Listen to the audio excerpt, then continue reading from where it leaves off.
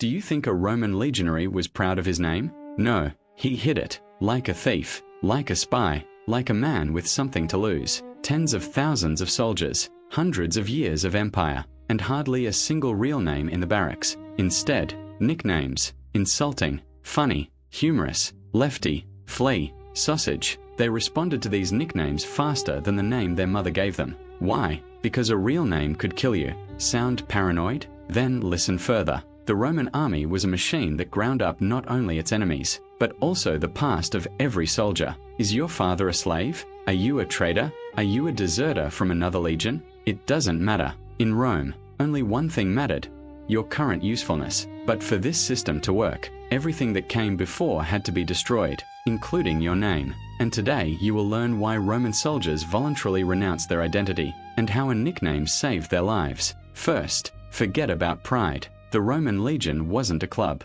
It was an instrument of violence, and instruments have no names. The sword has no name. The shield has no name. Neither does the soldier. When a recruit joined the legion, he underwent the sacramentum, the military oath. But before that, he lost his civilian name. A centurion looked at him and gave him a new one, right then and there, without asking permission. Your name was Gaius Julius Caesar? Great, now you're Scab, or Smelly, or Fatty, because Roman nicknames, signa, were almost always offensive, and this was intentional. Why? 3 reasons. First, the destruction of the past. The Roman army included former slaves, liberti, criminals, fugitives, and debtors. Rome didn't want them to remember who they were. A name reminded them. A nickname? No, you're no longer a shoemaker's son from Spain. You're Squint, and that's it. Second, unity. When everyone has stupid nicknames, no one can mock your origins, because everyone is equal in their humiliation.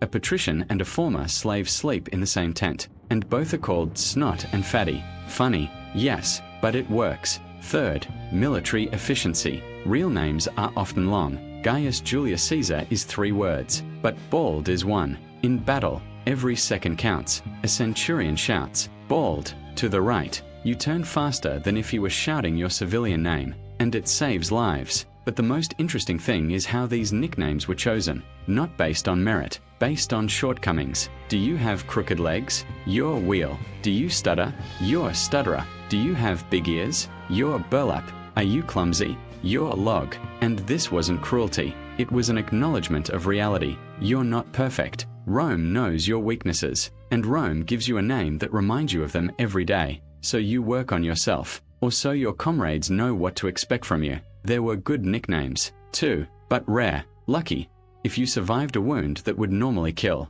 Iron, if you've never been sick. Fast, if you run faster than anyone. But even good nicknames were functional. They described what was useful to the legion, not what made you human. And now comes the worst part. You couldn't choose a nickname. You couldn't refuse it, and you couldn't change it without the centurion's permission, even if you'd been called Puss for 20 years, because a name isn't your right. A name is an order. What did the soldiers feel? At first, shame. You come to camp full of hope and ambition, and they call you Snail. You want to disappear into thin air. You hate the centurion. You hate the legion. But after a month, you get used to it. After a year, you forget your real name. After 3 years, you respond to Snail faster than Guy. Your mother calls you by your old name, and it takes you a while to realize it's directed at you. And then you become a centurion, and you give nicknames to new recruits, and you understand why it's done. It's not cruelty, it's technology. The technology of transforming a man into a soldier.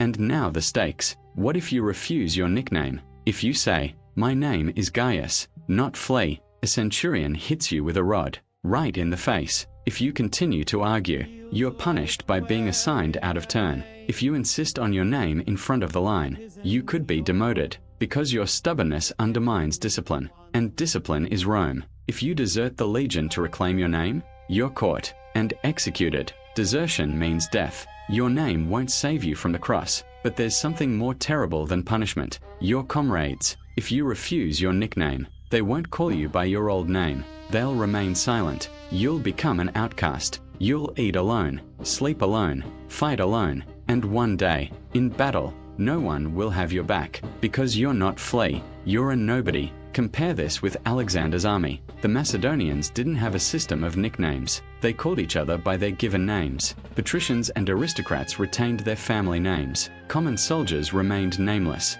This created a gulf between officers and privates. And when a mutiny broke out, and the Macedonians often had them, no one knew who was on the receiving end. Who? Because soldiers didn't have names to connect them to each other. It was different with the Romans. Everyone had nicknames, even centurions, even legates, in a small circle. And these nicknames created a brotherhood. You weren't just a soldier, you were Crooked, and your friend was Squint. And together, you were Crooked and Squint. You laughed at it, you fought for it, you died with it. And here's the big secret you've been waiting for. Why did Roman legionnaires hide their real names? Not because they were ashamed, but because real names were a weakness. The enemy could learn your name, could find your family, could use it against you. But a nickname?